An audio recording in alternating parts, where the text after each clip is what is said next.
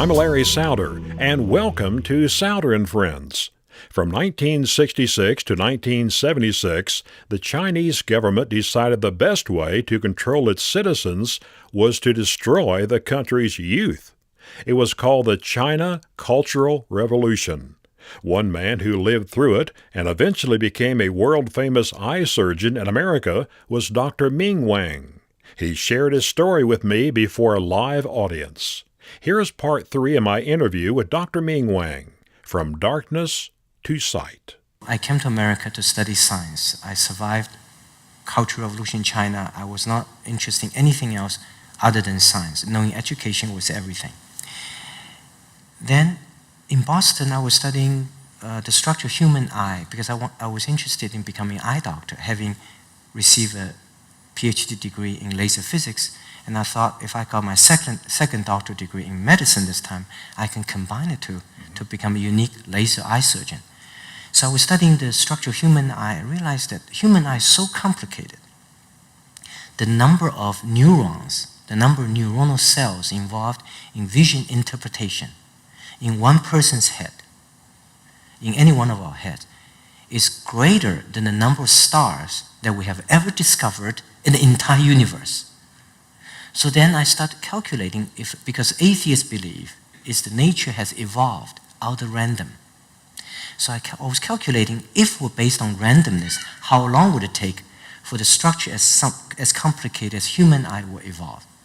And I came up with a conclusion it would have taken trillions and trillions of years, much longer than the 13 billion years the universe was purported to have existed.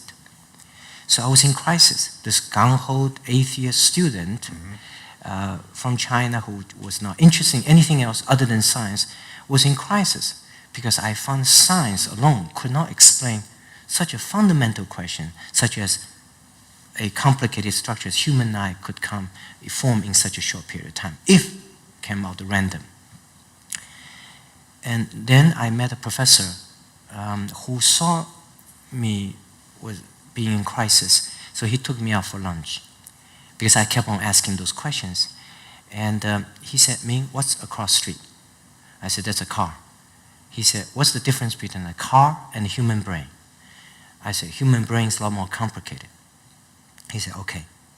Can you imagine a parallel piece of a random scrap of collection of metals form itself into a car? I said, no way. And he said, how about human brain? Right then and then, he opened a window in my life. I realized that there's a creator behind all of that. The reason that such a complicated structure as human eye can form in such a short period of time is because it did not form out of randomness. It was a form with a specific purpose for vision. God set in motion at the beginning of the time. But each of us still have opportunity to screw it up. So he also gave us the freedom to do right and or wrong. And so we're still responsible for our own lives, but at the same time we need to acknowledge he is the creator that created all. So I realized that life is not just about science. Life is about science and faith together. You know, it's almost the two sides of the same coin. Science is about what things are, cells, nerves, metals, chemicals, but faith is about why things are. Study science, you can be a good doctor, good engineer, by having a Christian faith, knowing Jesus Christ to give you a purpose of why you're studying all that for. Most people in the medical field, yes. or in science, yes. they do not believe in a God. They do not. And I have been surrounded by scientists who are atheists. And I always tell them that two things. One, great engineer, if he or she is so great, he or she is like an artist. But we don't say, this artist is so great, he's almost like an engineer. So what I'm trying to say is, what we do physically with science is the foundation, is the intuition, is the perception, is the spirituality rise above the foundation of science. So I always tell my fellow scientists, study science, open to God, because it is God who can help you elevate your science into an entirely new level. And most important is to give you a purpose, what you're studying and all this research for. At the end of the day, is to enrich people's lives.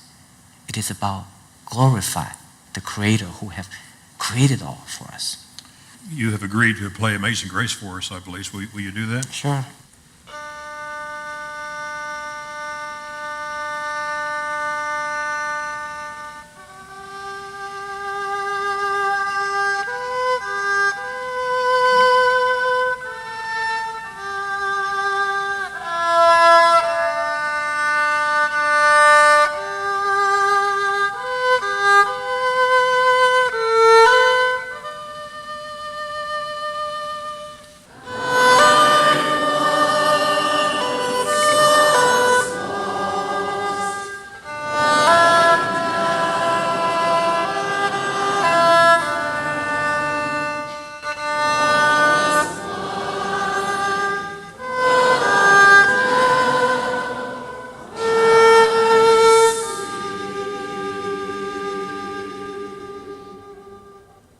Thank you.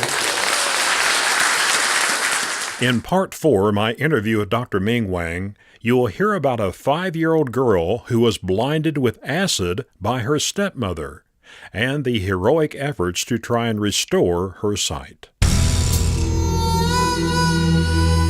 I'm Larry Souder, and that's Souder and Friends.